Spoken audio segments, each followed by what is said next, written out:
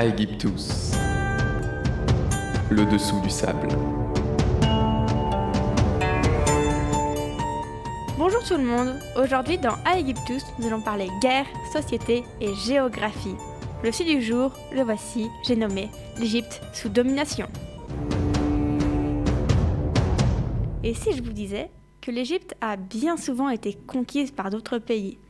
Ah, c'est pas de ça qu'on parle quand on dit Égypte, car les beaux pharaons venaient parfois de très loin. Bon, jusqu'à 2065 avant notre ère, tout est ok. Les pharaons règnent, le pouvoir est plus ou moins stable, la haute et la basse Égypte sont unifiées, le roi perd un peu de son pouvoir à cause des gouverneurs de province qui deviennent bien riches, mais le pays est stable. Mais, ne serait-ce pas les Nubiens que l'on aperçoit sur des gravures? Ils ne règnent pas, mais ils font partie de l'armée et de l'administration. Si le pharaon n'est pas content, il en aura pour ses frais. En effet, les Nubiens règnent particulièrement sur la culture égyptienne. Entre moins 1785 et moins 1680, lors de la deuxième période intermédiaire, c'est la confrontation sur confrontation. Tout d'abord sous domination Hyksos. Les Hyksos qui apportent le cheval, le char ou encore le fer en Égypte. Le pays se libère pour tomber aux mains des Hittites. C'est alors qu'un pharaon sauve les frontières. C'est grâce à un certain Ramsès II qui, selon la légende, les aurait tous battus d'un seul homme à Kadesh. Tu vas vite comprendre. J'espère que tu sais ce que tu fais. Douterais-tu de moi? Je préfère ne pas répondre à cette question. Je vais avoir besoin de toi. Visse ce bouclier.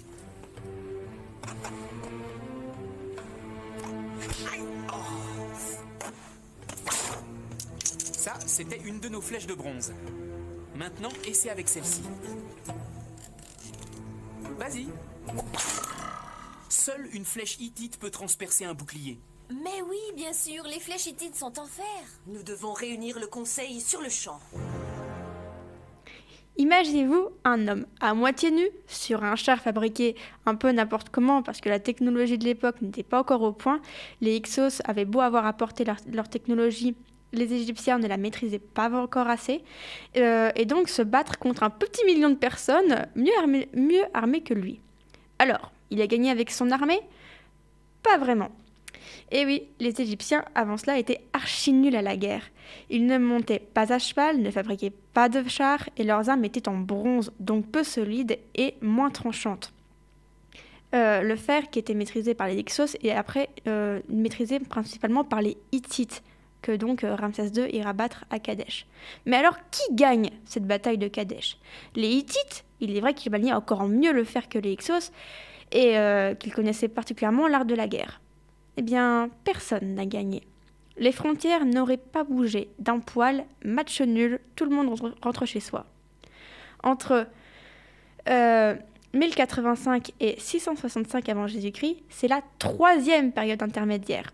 Ce sont les Libyens qui dominent, ils divisent l'Égypte, qui est gouvernée parfois par plusieurs rois différents d'une même nation, donc ici la Libye, mais aussi par les Koushites, des habitants du royaume de Kouch, qui après s'être emparés d'une partie du pays, s'approprient la totalité. Puis ce sont les Éthiopiens qui gouvernent.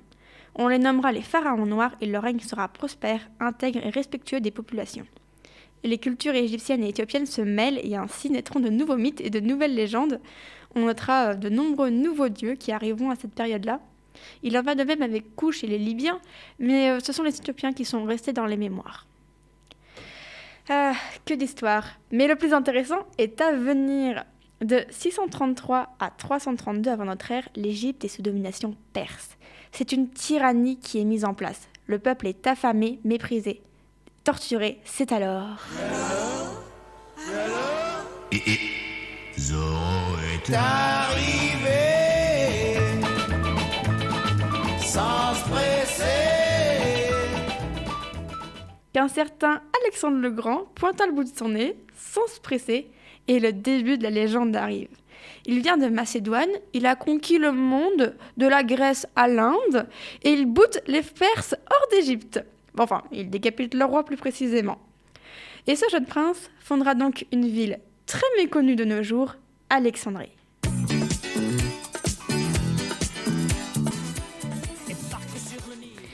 C'était Alexandrie Alexandra de Claude François. Et donc arrive là une période des plus connues, la période ptolémaïque. Et oui, ce n'est pas une période intermédiaire cette fois, car on l'aura remarqué, les périodes intermédiaires sont souvent marquées justement de ce changement de gouvernement particulièrement étonnant. Et donc pourquoi ptolémaïque ? Eh bien c'est dû à Ptolémée, un des généraux du fameux Alexandre. Et c'est qui qu'on trouve chez les Ptolémées ? Cléopâtre, évidemment. Et là, vous connaissez la suite. Elle s'embrouille avec son frère, couche avec Jules César, qui finira assassiné. Elle mise sur le mauvais cheval, un certain Marc-Antoine. Bon, ça fait un bail qu'entre l'Égypte et Rome s'est tendu. Le propre père de Cléopâtre était allé jusqu'à Rome pour supplier les Romains de ne pas détruire son pays.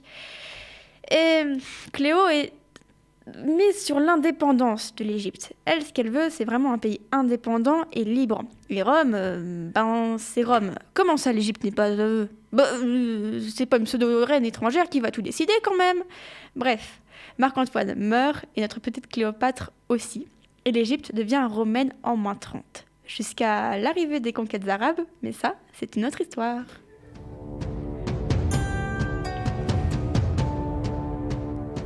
Bien cachés sous le sable se cachent parfois les petits esprits qui font les grandes légendes. À bientôt pour voir ce que les sables d'Égypte nous réservent. Aegyptus, le dessous du sable.